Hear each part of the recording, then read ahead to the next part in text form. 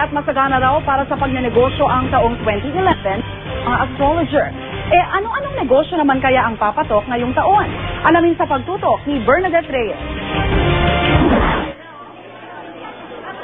Bukod sa pagiging full-time na empleyado, negosyante rin si Ken Enda.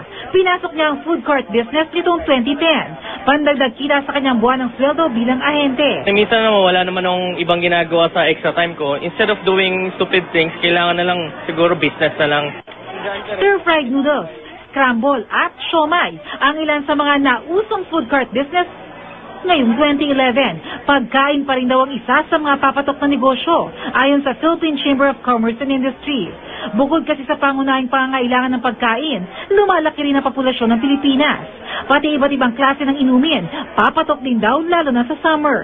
Kung first time mo magnegosyo, maaari ka mag-franchise, isang sistema kung saan kumita na ang negosyo o bumenta na ang produkto o serbisyo kaya madaling sundan at palaguin.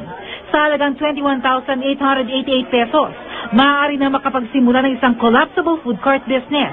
Depende sa pwesto, maaaring kumita ng 3,000 hanggang 5,000 pesos kada araw. Yung ating profit is mataas. At the same time, mababa yung capital natin. Sa franchise is hanapan ng magandang pwesto para mabilis yung ROI. Magiging hit din daw ang mga negosyo na may kinalaman sa kalusugan. Halimbawa, ang spa business. I have a good friend. He operates a spa.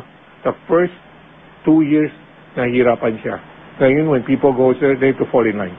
Because people believe that it will help the circulation of the body. And since most people are health conscious. Dahil marami na rin naglipa ng spa ngayon, mahalagang magdagdag ng bagong serbisyo tulad itong tinatawag na bedrock bathing mula Japan na nakakatanggal daw ng pananakit sa katawan sa pamamagitan ng paghiga sa mainit na bato. Marelax sila dito, tapos mga body pains nila matatanggal. Para mas lumaki ang kita sa darating na 2011, mayroong mga negosyo na maaaring pagsamahin.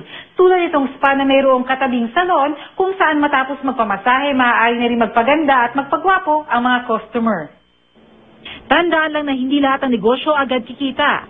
May pagkakataong maaaring malugi, kaya naman kailangan din ng puso ang pagnenegosyo. Pag-isipan nyo rin kung anong gusto nyo yung passion nyo, kung anong gusto nyo i-business, kung ano pong food. Lahat naman ng business dapat tinututukan natin Kasi hindi magsasucceed ang business kung papabayaan lang natin. Bernadette Reyes, Nakatutok, 24 Oras.